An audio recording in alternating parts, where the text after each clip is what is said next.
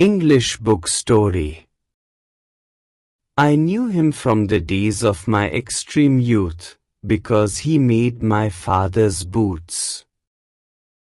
He lived with his elder brother in his shop, which was in a small by-street in a fashionable part of London. The shop had a certain quiet distinction. There was no sign upon it other than the name of Gessler Brothers, and in the window a few pairs of boots. He made only what was ordered, and what he made never failed to fit. To make boots such boots as he made seemed to me then, and still seems to me, mysterious and wonderful. I remember well my shy remarks, one day, while stretching out to him my youthful foot.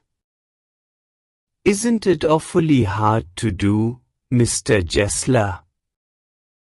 And his answer, given with a sudden smile from out of the redness of his beard, "ID is an art." It was not possible to go to him very often. His boots lasted terribly, having something beyond the temporary, some essence of boot stitched into them.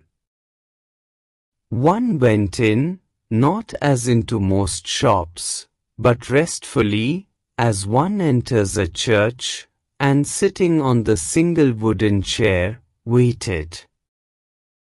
A guttural sound, and the tip-tap of his slippers beating the narrow wooden stairs.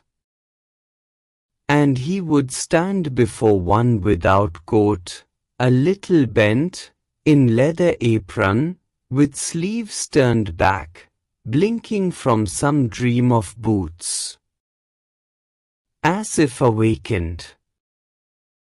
And I would say, "How do you do, Mr. Gessler? Could you make me a pair of Russian leather boots?" Without a word he would leave me retiring whence he came, or into the other portion of the shop, and I would continue to rest in the wooden chair inhaling the incense of his trade. Soon he would come back, holding in his hand a piece of gold-brown leather.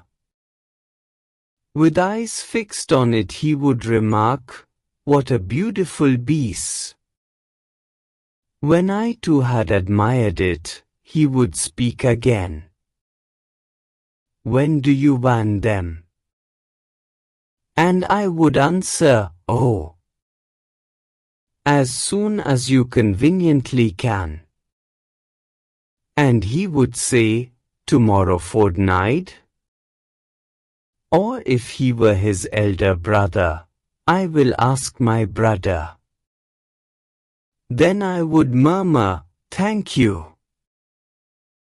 Good morning, Mr. Gessler." "Good morning," he would reply, still looking at the leather in his hand. And as I moved to the door, I would hear the tip-tap of his slippers going up the stairs, to his dream of boots. I cannot forget that day on which I had occasion to say to him, "Mr. Gessler, that last pair of boots creaked, you know." He looked at me for a time without replying, as if expecting me to withdraw or qualify the statement, then said, "LD shouldn't have creaked." "It did, I'm afraid." "You got them wet before they found themselves." "I don't think so."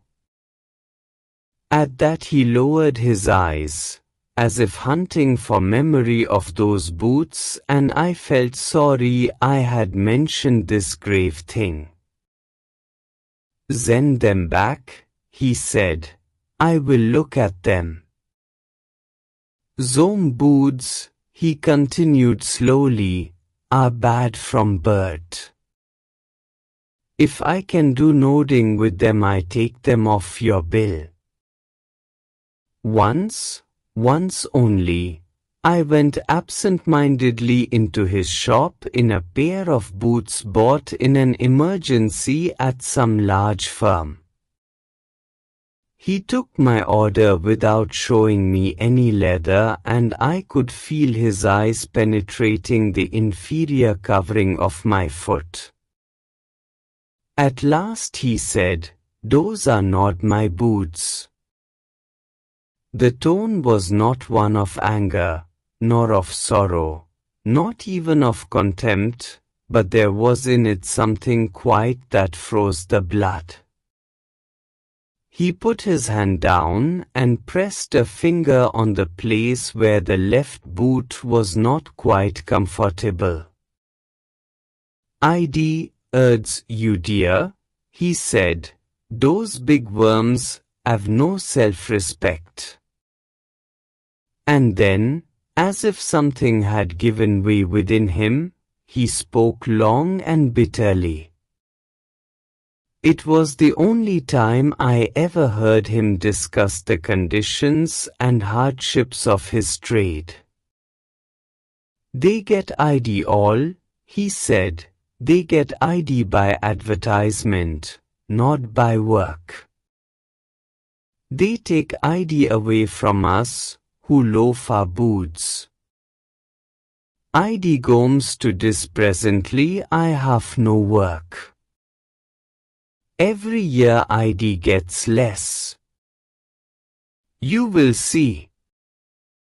And looking at his lined face, I saw things I had never noticed before, bitter things and bitter struggle, and what a lot of grey hairs there seemed suddenly in his red beard. As best I could, I explained the circumstances of those ill-omened boots.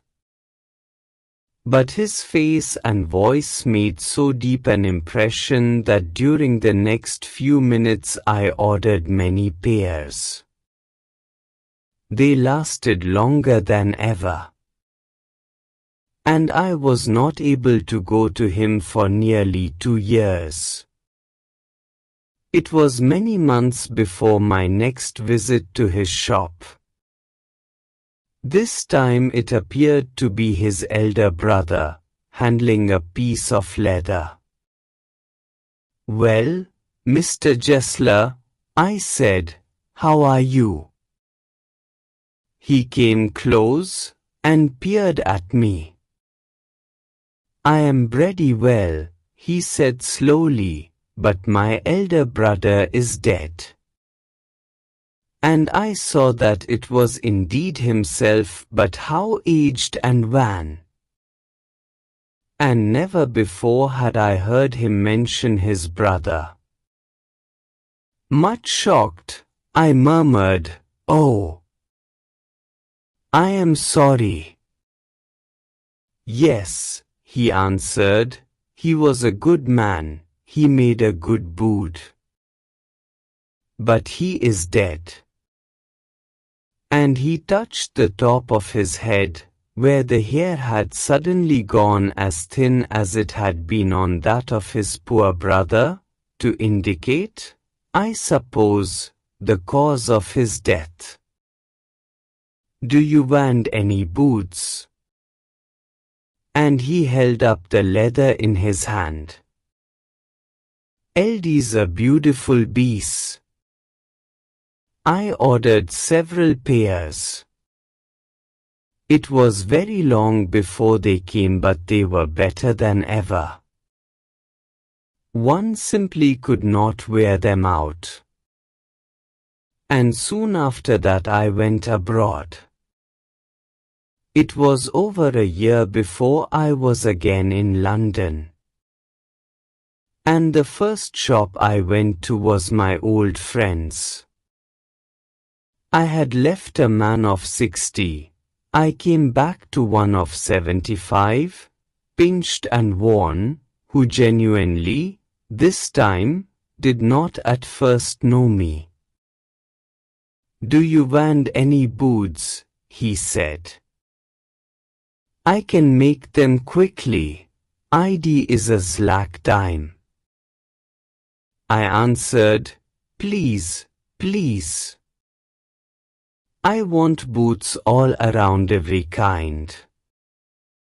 I had given those boots up when one evening they came.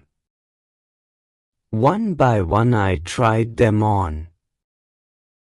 In shape and fit, in finish and quality of leather they were the best he had ever made.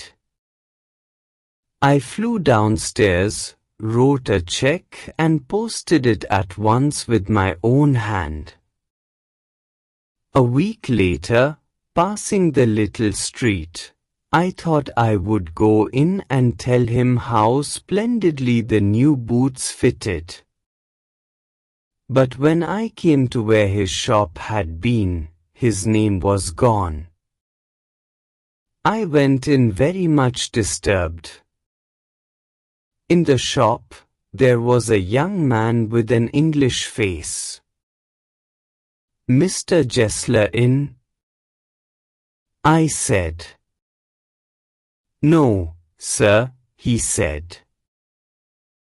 No, but we can attend to anything with pleasure. We've taken the shop over.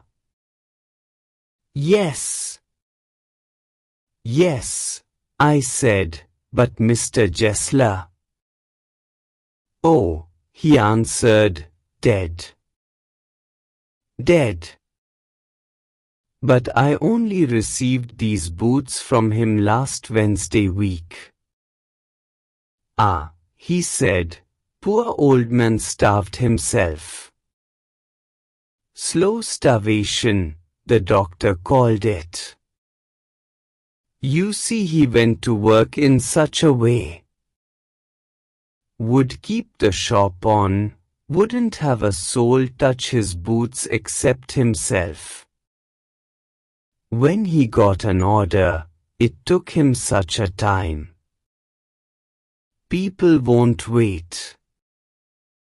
He lost everybody. And there he'd sit, going on and on.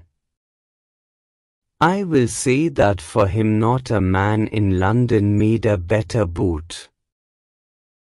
But look at the competition. He never advertised. Would have the best leather too, and do it all himself. Well, there it is.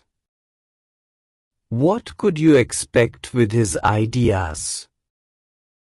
But starvation. That may be a bit flowery, as the saying is, but I know myself he was sitting over his boots day and night. To the very last, you see, I used to watch him. Never gave himself time to eat, never had a penny in the house. All went in rent and leather. How he lived so long I don't know. He regularly let his fire go out. He was a character. But he made good boots.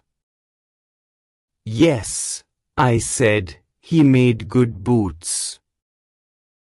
Have a good day. See you in the next video. Thank you.